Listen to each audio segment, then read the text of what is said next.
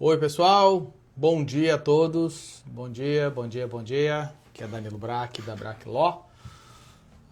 Esperando o pessoal chegando aqui. Hoje a gente vai falar mais um pouco sobre imigração.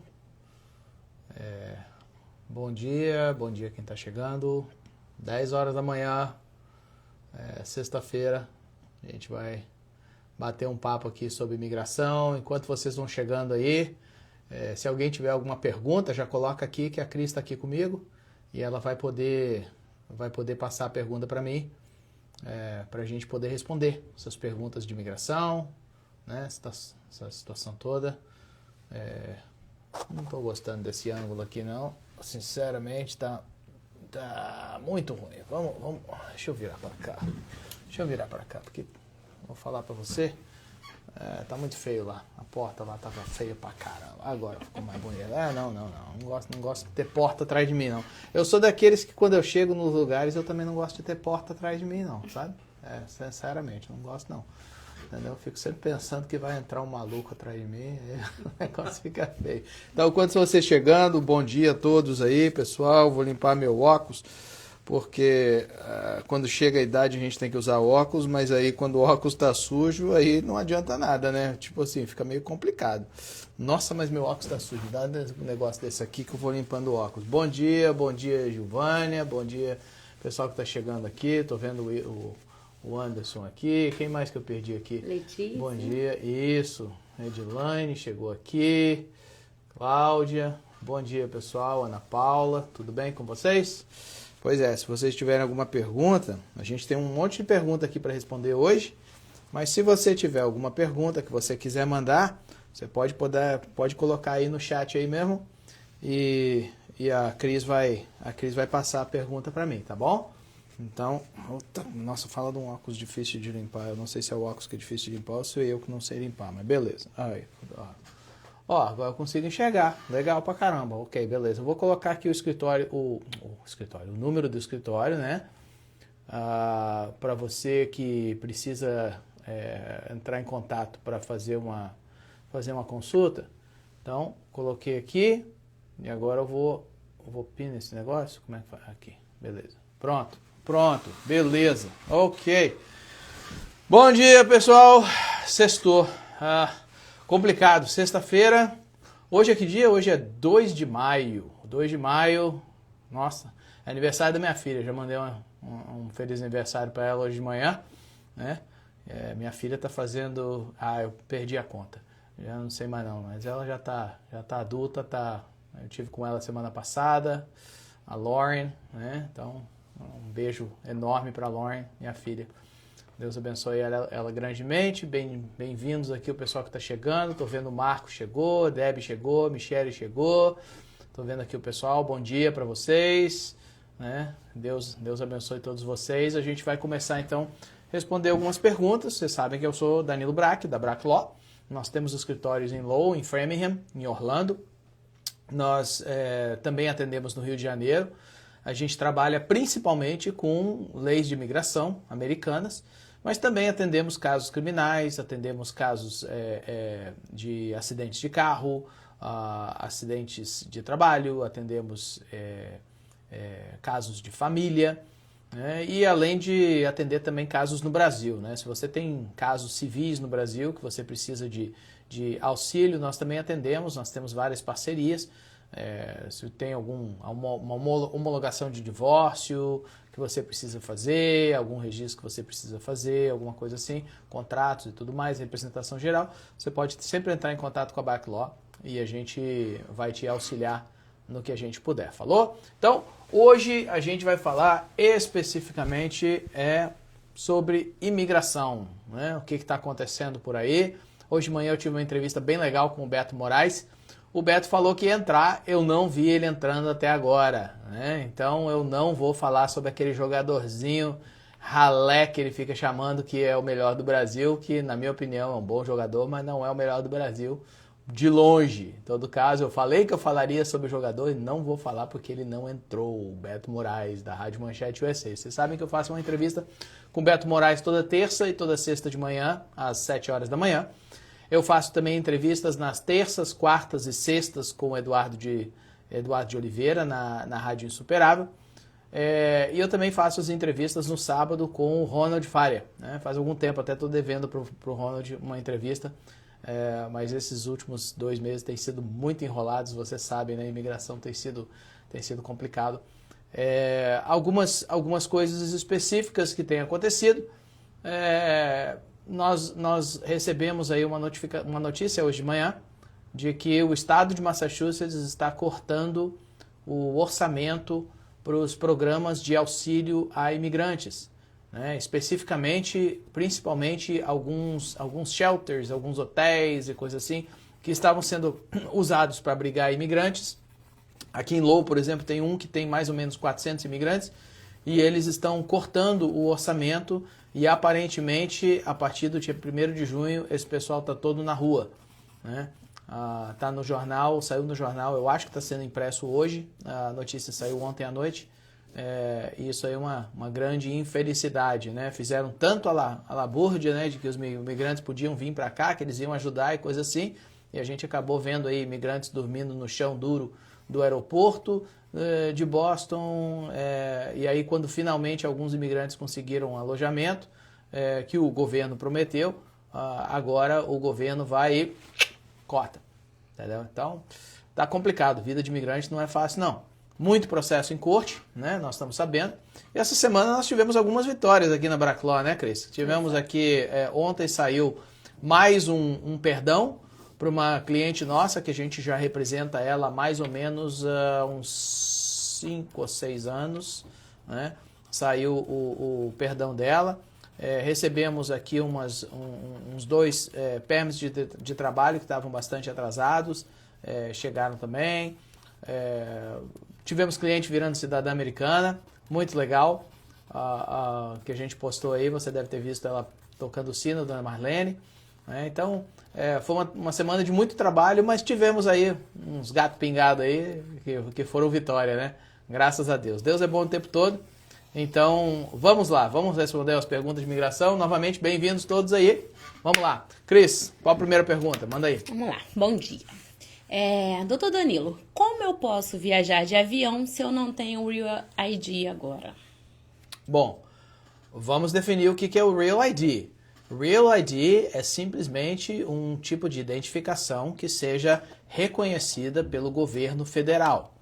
Certo? Não é só a carteira de motorista Real ID. Eu sei que todo mundo fica chamando carteira de motorista Real ID. O que acontece é que é muito mais simples para a pessoa, em vez de ter que carregar passaporte, essas coisas assim, a pessoa carregar só a sua carteira de motorista. Então, as pessoas que têm a carteira de motorista, que encaixam nos requerimentos de Real ID, recebem aquela estrelinha em cima da carteira de motorista, e aí só a carteira de motorista, que você provavelmente já carrega o tempo todo, né, porque você precisa dirigir, aí só a carteira de motorista já é suficiente para você viajar em voos domésticos. Mas o Real ID é simplesmente o nível de requerimento para uma identificação reconhecida a nível federal. Então, consequentemente, o seu passaporte funciona como Real ID. E aí você poderia viajar com o seu passaporte. Em termos de risco, aí obviamente isso varia de uma pessoa para outra, mas o passaporte brasileiro válido, ele é reconhecido como Real ID. Certo. A Bela aqui disse, o que você pensa sobre o benefício de filhos americanos ingressarem no serviço militar? Eu penso comigo que este benefício vai ser retirado. É só ele dar conta que isto pode beneficiar imigrantes ilegais. Bom, aí isso é uma pergunta ou isso é uma observação crítica? Me pareceu ser apenas uma observação crítica. E, tipo assim, aí a gente entra, opinião, cada um tem várias, né? Eu só vou lembrar você de que essa abertura para o PIP militar foi iniciada no governo Obama. E nós já tivemos 4 anos do governo Trump e ele não tocou nisso. Então, eu não sei se fica sendo um pouco de pragmatismo da sua parte, mas não se ouviu nada sobre eliminar esse programa. E sinceramente eu acho que seria meio que um tiro no pé. porque o programa ele favorece familiares de quem serve no serviço militar. Agora você imagina se não seria contra o interesse público, por exemplo, uma pessoa ser deportada e o seu filho ser um oficial das Forças Armadas, talvez com acesso a informações ou equipamentos que são são secretos americanos, né? E não pense que você precisa ser um major com 15 anos de carreira para ter acesso a isso. Na realidade, nós temos uma membra da nossa igreja que entrou para as Forças Armadas apenas há 2 anos e hoje ela lida com sistemas de satélite dos Estados Unidos nas Forças Armadas que ela não pode nem nos contar o que é. Entendeu? Então, rapidamente ela ascendeu, né? E que bom para ela. Mas você imagina essa pessoa nesse nível de segurança ter um pai ou uma mãe deportada para outro país, aonde esse pai ou mãe agora está fora do controle dos Estados Unidos, mas está suscetível a ser, vamos dizer assim, coagido ou intimidado ou receber uma aproximação de rivais dos Estados Unidos que queiram, talvez, usar desse relacionamento para conseguir informação da pessoa que serve nas Forças Armadas. Então, vocês entenderam o que eu estou falando? Tipo assim, existe um risco para a segurança nacional de você deportar um pai ou uma mãe ou um cônjuge de uma pessoa que está no serviço militar. Existe um risco enorme. Acho que isso aí foi uma opinião sua, eu acho uma opinião meio pragmatista. Eu acho que o histórico nesse momento não suporta essa sua ideia. E eu acho que, como a gente não ouviu falar nada sobre isso, eu não acho que seja algo sendo considerado. A mídia é tão rápida para correr e publicar as coisas nesse momento, que se tivesse alguma ideia em relação a cancelar esse programa, a gente provavelmente já saberia. Eu acredito que não vai acontecer nada. Como comprovar que um casamento é verdadeiro para a imigração? E agora? É um problema, né? É um problema. Sempre pode... Well, não é um problema, mas pode ser um problema. Eu acredito que a verdade... a Bíblia fala, né? E vivereis a verdade vos libertará. Não, está falando de Jesus Cristo como sendo a verdade, mas como tudo na Bíblia, existe uma dualidade de significado, né? Existe o significado puro, que quer dizer a verdade humana, existe a verdade de Jesus Cristo sendo a verdade. E eu acredito piamente nessa dualidade. Eu acredito que quando a gente está vivendo a verdade eventualmente ela vai florescer e ela vai prevalecer. Então, se você está num casamento, num relacionamento verdadeiro, eu acho que eventualmente a gente consegue provar isso, a gente consegue demonstrar isso. Não, existem pessoas que não se preparam para isso, então elas têm que passar por um período de preparação, né? Eu já fiz casos onde eu tinha, assim, uma enormidade de evidências que demonstravam que o casamento era verdadeiro. E eu já tive casos, eu tive um caso muito interessante uma vez, Cris, você nem sabe disso aí, porque era antes do seu tempo, mas eu tive um caso uma vez que um casal, eles se conheceram num fim de semana aqui em Massachusetts, e no outro fim de semana eles foram para Las Vegas. Né? Se conheceram numa semana. Na outra semana eles foram passar o fim de semana em Las Vegas. E adivinha o que acontece em Las Vegas? Não fica em Las Vegas. Casamento.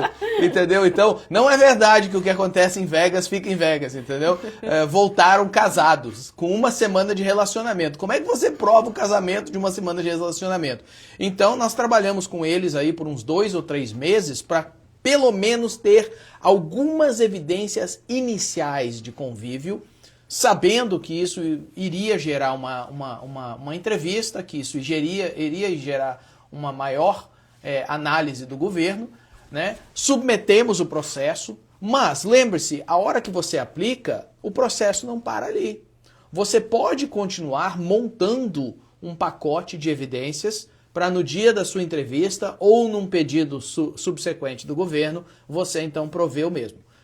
Então foi o que a gente fez. 6 meses depois eles tiveram uma entrevista e aí a gente tinha construído um histórico de evidências do convívio deles naqueles 6 meses, né? Foram à entrevista, eu estava presente, oficial de imigração fez muita pergunta sobre a intimidade do casal, como que se conheceram, como é que faz isso, que hora sai de casa, onde trabalha, como é que é feito o depósito do cheque quando ganha pagamento, aquela coisa toda, para ver realmente se sabiam da vida de um do outro, né? E o caso foi aprovado e a esposa foi concedida o green card e 100%, aliás, ano que vem deve estar fazendo a cidadania. Então, glória a Deus por isso. Doutor Danilo, fiz um social ilegal. E o que eu posso ter de consequência sobre isso? Bom, duas coisas que eu vou apontar, ok? Uma, se você, isso para qualquer pessoa, se você simplesmente, quando pediram um social para você, se você simplesmente deu um número, 1, 2, 3, 4, 5, 6, 7, 8, 9, isso não é utilização de documento falso, certo? Para o governo, documento falso é o cartãozinho, ok? É você literalmente usar o documento físico com a informação manipulada, falsa, distorcida, o que seja. Então, não é documento falso você simplesmente usar um número aleatório. Então, essa seria a primeira questão que eu teria. Você utilizou. E aí, se você utilizou, para que você utilizou? Para onde foi provido isso? Muitos empregadores, né, eles simplesmente retêm uma cópia desses documentos para sua proteção, caso haja uma auditoria, uma coisa assim, entendeu? E também porque isso é necessário quando nós, como empresários, temos que fazer as nossas declarações fiscais com o governo americano.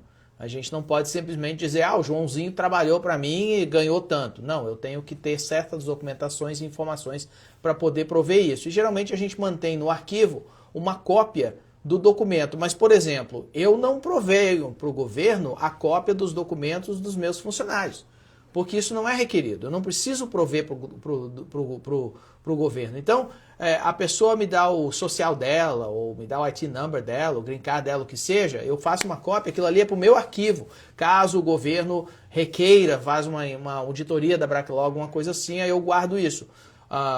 Mas o que eu utilizo é a informação. Então eu preciso, obviamente, do número daquele documento e eu preciso da informação da pessoa para poder emitir os documentos fiscais corretos relacionados com declaração financeira. Então, é aquela coisa. Se você usou para conseguir um emprego, provavelmente não vai ser problema nenhum. Agora, se você usou esse documento para conseguir uma carteira de motorista, alguma coisa assim, aonde é provido e se torna parte do recorde público aquele documento que você utilizou, aí você tem um problema. Doutor Danilo, pode explicar um pouco para a gente como funciona o visto U? Ok. Visto U. O visto U foi criado por ato do Congresso e é muito importante a gente entender isso. Existem aberturas na imigração que são ato do Congresso. Essas são leis. Existem aberturas na imigração que não são atos do Congresso, que são ordens executivas, que são regulamentos administrativos.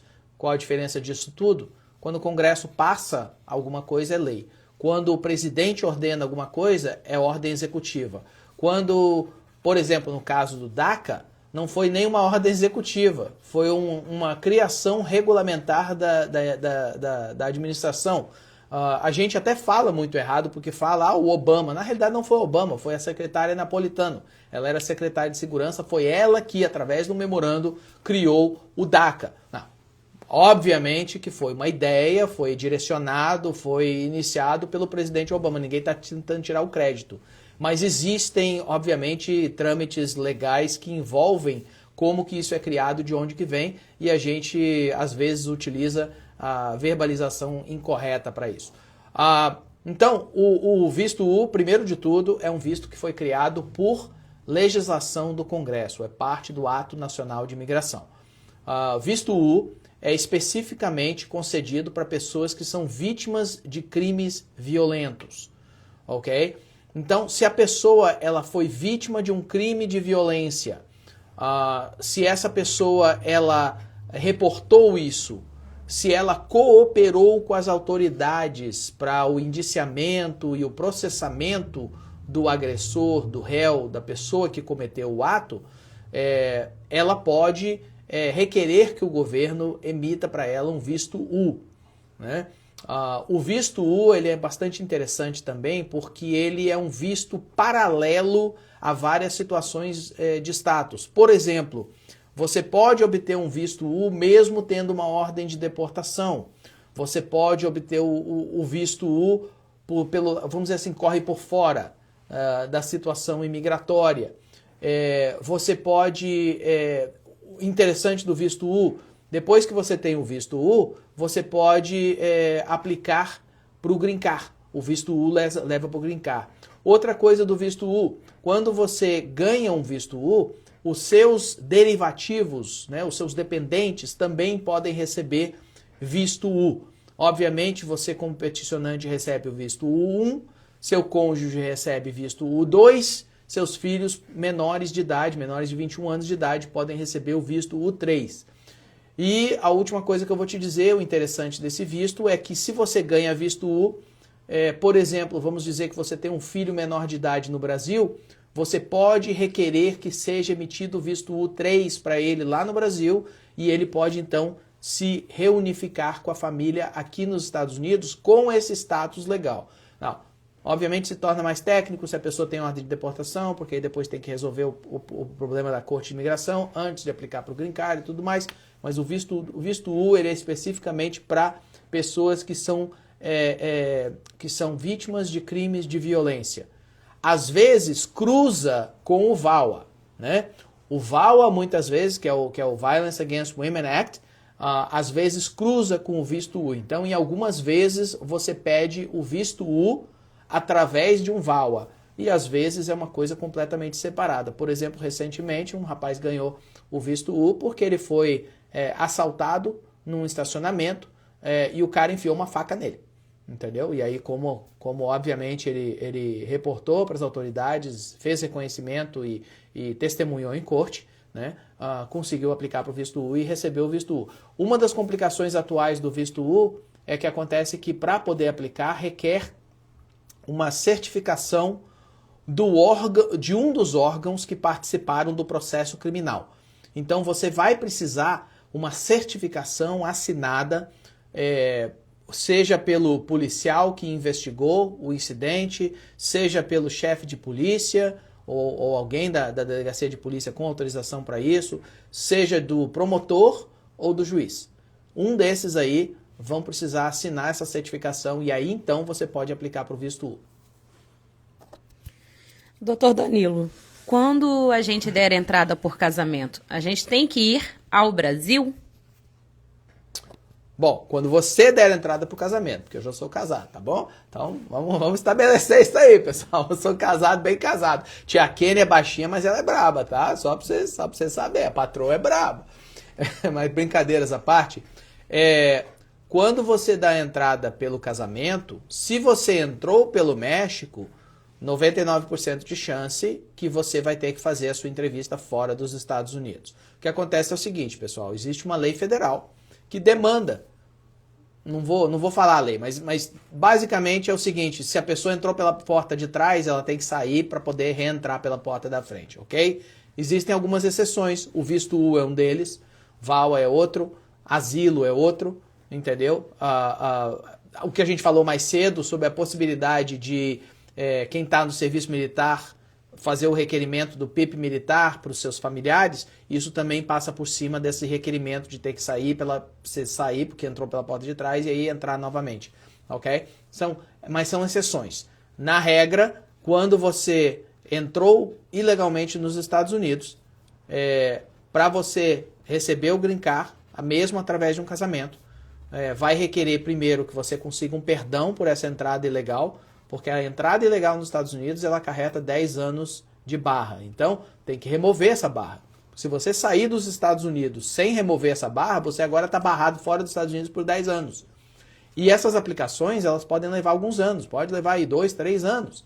Agora, você imagina, você sai desavisado dos Estados Unidos sem pedir o perdão, sem ser perdoado pela entrada ilegal, chega lá, você tem uma barra de 10 anos, Aí agora você vai pedir o perdão e você vai esperar, no mínimo você vai esperar 2, 3, 4 anos até aprovarem o perdão, para então você fazer uma nova entrevista, para então você voltar, ok?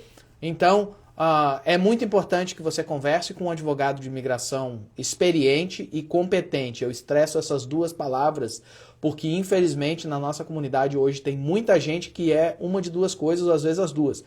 Não tem experiência ou não tem competência, certo? Infelizmente, tem demais nessa comunidade, então muito cuidado. Converse com um advogado experiente e competente que saiba como fazer esse processo.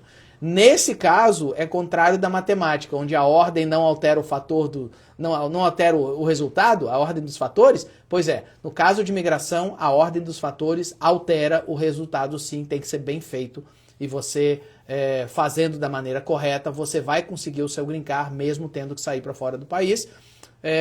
Nós já tivemos casos até, teve um rapaz muito famoso, o Wellington, vive falando na rádio, coisa com a gente, está fazendo a cidadania dele agora. O Wellington, ele foi o recordista, ele passou 4 dias no Brasil e retornou com seu green card. A maioria das pessoas a gente fala para planejar 15 a 30 dias, mas vai depender do seu caso. Então, se você ligar para o nosso escritório e marcar uma consulta, a gente pode conversar especificamente sobre o seu caso. Nós já ultrapassamos 400 green cards que nós aplicamos através dos tempos, através desse tipo de procedimento que requer um perdão. Então, a gente tem um pouquinho de experiência com isso. Certo. A Salúcia disse: eu dei entrada pela minha irmã, sou sua cliente. E dei entrada já faz 7 anos.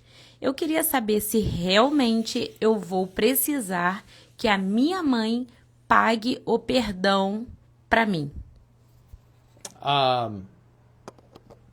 Bom, eu não vou comentar sobre o seu caso, ok? Obviamente eu não vou comentar sobre o seu caso. Eu não comentaria em público sobre o caso de ninguém.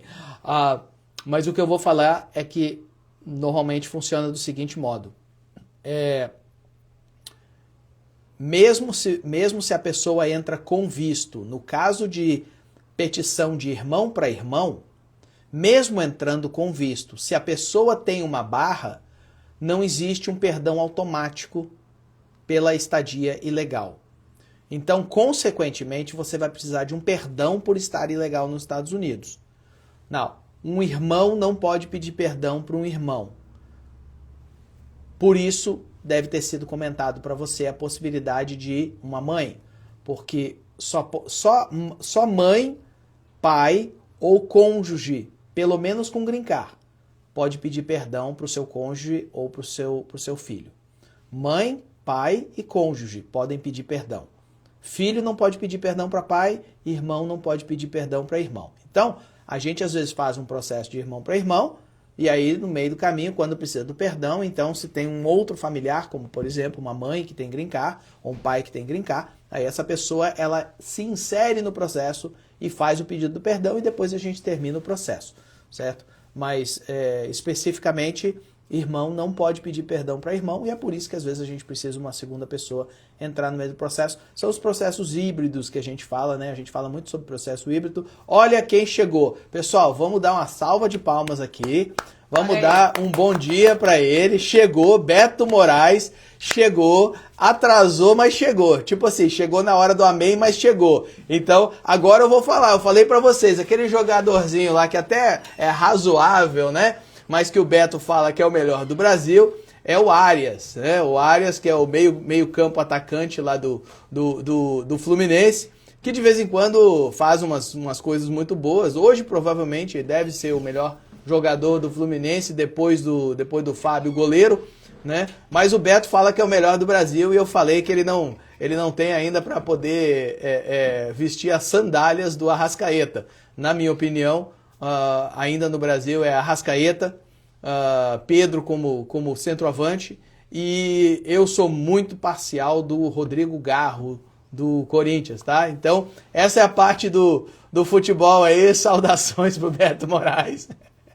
Mas é isso aí, pessoal. Beto Moraes, vocês sabem, né? Como eu falei mais cedo, Eu sempre falo, toda terça de manhã, toda sexta de manhã, a gente faz uma entrevista às 7 horas da manhã na Rádio Manchete USA. Também aconselho que vocês acompanhem, baixem o aplicativo da Rádio Manchete USA, eu tenho no meu telefone, porque a gente está sempre trocando figurinha, eu e ele, então muita publicação, tanto na Braclaw, no aplicativo da Braclaw, quanto com a Rádio Manchete USA, tem muita publicação que a gente coopera informação um com o outro, e aí você fica bem informado sobre tudo que acontece no mundo interessante para o imigrante aqui nos Estados Unidos, falou?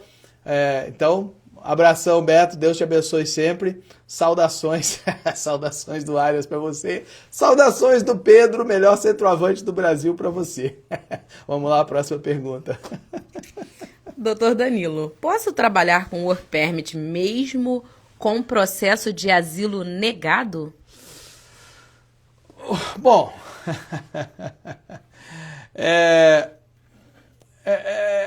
meio complexo, né? É meio complexo. Se você tem um Permit Work e esse Permit Work é baseado num caso e esse caso foi negado, foi rejeitado, teoricamente falando, tecnicamente falando, como a base caiu, né, que era o processo, obviamente tudo que deriva da base também cai. Então, obviamente, o permit ele se auto-invalida. Mas o sistema não é preparado para revogar permits de trabalho, né? É diferente de, por exemplo, quando resolvem revogar um green card. Quando resolvem revogar um green card, aí eles pegam e emitem uma carta, tem todo o procedimento para revogar o green card. Mas não tem necessariamente para o permit de trabalho. Então, quando a aplicação que te deu o permit de trabalho é negada, tipo assim, você continua usando o permit normalmente até o dia que você tiver que renovar, até o dia que expirar. A hora que expirou não tem mais, né? E é aquela coisa, quando o seu asilo é negado, agora eu espero que você tenha um bom advogado de imigração para te aconselhar e para te auxiliar nas coisas que você precisa fazer e nos riscos que você pode estar correndo nos Estados Unidos, direitos que você possa ter e tudo mais, né? Um abração aí, um alô pro Glauber Lemes. Pessoal, Glauber Lemes é o Glaubinho, né? Gente finíssima, homem de Deus, um dos meus favoritos, entendeu? Tem uma música, se vocês quiserem procurar uma hora dessas, a música que eu amo, que ele canta, se chama Intimidade, né, Glauber? É isso aí, a música Intimidade. Intimidade com o Glauber é coisa do outro mundo. Falou, mas um abração aí pro meu amigo Glauber Lemes, que chegou aí. Pode. Vou pegar meu café aqui enquanto você fala, ué. Vou pegar meu café. Acho meu que café. até esfriou seu café. Capaz de eu ter até esfriado. Na realidade, vieram pro zero, eu tava falando tanto que eu nem vi o meu café. Conseguiu. Misericórdia. Conseguiu fazer uma live sem café. É que na realidade eu tava tomando no carro no caminho pra cá. Né? Já tomou quantos cafés hoje? Eu tomei 4 expressos. Tá puro. Hoje é sexta-feira, eu não sei, eu já acordei cansado hoje. Bem cara de sexta. Pois então vamos lá. Posso aplicar Green Card mesmo com entrada em legal? Depende da sua situação, né? Lembrando, eu expliquei mais cedo, nós temos legislação, a legislação atual ela foi passada em 94 e ela foi outorgada em 96. Então, a legislação atual, que é o INA, que é o Immigration Nationality Act, Immigration Naturalization Act, ele determina quais são os caminhos para você conseguir o green card. Alguns vistos levam a green card. Por exemplo, visto de trabalho leva a green card, né? Dá oportunidade para o green card. O visto U, né? Ele dá oportunidade para o green card. O visto religioso dá oportunidade para o green card, porque o visto religioso é um tipo de visto de trabalho. Já o visto de estudante não dá oportunidade para green card. Já o visto de turista não dá oportunidade para o green card. Então, depende se você se encaixa em algum tipo de lei, alguma brecha para poder pedir o green card. Então, meu conselho seria que você marcasse um apontamento aqui na Braclaw e aí a gente pode conversar sobre as possibilidades que você tem ou não tem. Certo. Doutor Danilo, saí dos Estados Unidos e o meu processo ainda está pendente. E agora? Bom, eu não sei, porque eu não sei o tipo de processo que você tem, né? Dependeria... E olha, pessoal, quando a gente faz essas lives, é muito arriscado e difícil falar sobre situações específicas de uma pessoa, certo? Por isso que é extremamente importante que você pegue, você marca um apontamento, você vem aqui no escritório, você vai sentar comigo, seja aqui em Lowell, seja em Framingham, onde quer que seja, ou você pode fazer por vídeo. Esses tempos eu fiz um vídeo, uma videoconferência com um casal que está na Polônia, entendeu? Então, eu tive um rapaz que eu atendi que estava na Ucrânia. No meio dessa guerra, o cara ligou, fez uma consulta. Então, tipo assim, é muito importante que você faça uma consulta para a gente poder conversar sobre o seu caso especificamente. Porque se não souber o seu caso especificamente, vai ficar difícil eu poder comentar sobre ele. Certo. A Michele mandou aqui agora na live. Asilo negado, juiz deixou pendente que filha irá completar 21 anos e para aplicarmos por ela. Qual o risco e probabilidade? Tem 25 anos morando aqui, com entrada com visto. Novamente, é muito difícil eu dizer para vocês qual que é o caminho sem olhar a documentação, sem pegar muita informação. Existem vezes que por exemplo, eu fiz um apontamento ontem que eu levei 1 hora com a pessoa aqui no escritório. Atrasou outros apontamentos, inclusive por causa disso. Ontem, antes de ontem, sei lá, os dias estão tudo embaralhados. Ontem, pessoal, vou confessar uma coisa aqui, ó. Olha só, ontem era quinta-feira, certo? Ontem, chegou 2 minutos para as 10. Eu saí da minha sala correndo, peguei meu café e coisa, papapá, cheguei aqui, olhei para a Cris e falei assim, e aí, não vai começar o negócio não? A Cris olhou, que negócio? Eu falei assim, ué, a live. Que live? Eu falei, ué, sexta-feira, hoje é quinta. Entendeu? Então eu tô no crédito, que eu já estava pronto para essa live ontem, valeu? Mas os dias eles ficam bastante conturbados nessa situação. Então é muito importante, pessoal, que você marque um apontamento com a gente e eu vou tirar o tempo necessário para poder conversar com você, para poder aconselhar você da maneira correta, sem ter uma cópia desse processo que já foi feito, sem ter uma cópia da ordem do juiz, sem saber específicos da sua vida, recorde de viagens, históricos e tudo mais, não tem como eu te passar uma sugestão legal. Infelizmente, para você receber o benefício, você vai ter que investir nele, certo? E o primeiro investimento marca uma consulta. Vamos para a última? Pode ser. Então tá bom. Doutor Danilo, se alguém bater no meu carro, devo temer por estar ilegal? Não.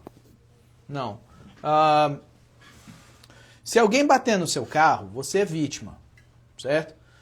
E você tem direitos. Você tem direitos de indenização, você tem direitos de cobertura médica, você tem direito, porque você não é culpado, né? Se você é culpado, a história é um pouquinho diferente. Mas quando você não é culpado, a culpa é de outro, você tem direitos nunca vai conseguir, mas a teoria da lei é que você conseguisse retornar ao seu estágio antes de ter o acidente, ok? Então, consequentemente, você tem direitos à indenização, cobertura médica que for necessária, você tem direitos a recuperar os seus danos materiais, até mesmo você recuperar salário perdido por causa do acidente. Se de repente você, sei lá, ficou 2 semanas sem poder trabalhar porque você estava com uma perna quebrada, um trem assim, entendeu? Até mesmo o salário perdido você tem direito a recuperar. É um pouco mais difícil quando a gente está tratando com pessoas sem documentos, mas eu vou te dizer que 95% dos casos que eu trabalho de acidente de carro são de pessoas indocumentadas. Então, consequentemente, a gente está acostumado a trabalhar com isso. Em 2024, nós fechamos 2,3 milhões de dólares de indenizações das seguradoras. A gente está tentando bater esse recorde esse ano, mas nós recuperamos 2,3 milhões de dólares para os nossos clientes das seguradoras em 2024. Então, a gente trabalha muito, A gente pega muitos casos que outras firmas não querem. As firmas todas querem o caso de 100 mil dólares, o caso de 500 mil dólares. Muita firma não quer aquele casinho que é de 2 mil dólares, 3 mil dólares. Eu sou da ideia de que, primeiro, a Braclaw está aqui para ajudar vocês. Segundo, é que é de grão em grão que a galinha enche o papo, né? Então, a gente está aqui para trabalhar e para ajudar. Isso aí. Por fim, como o pessoal marca uma consulta?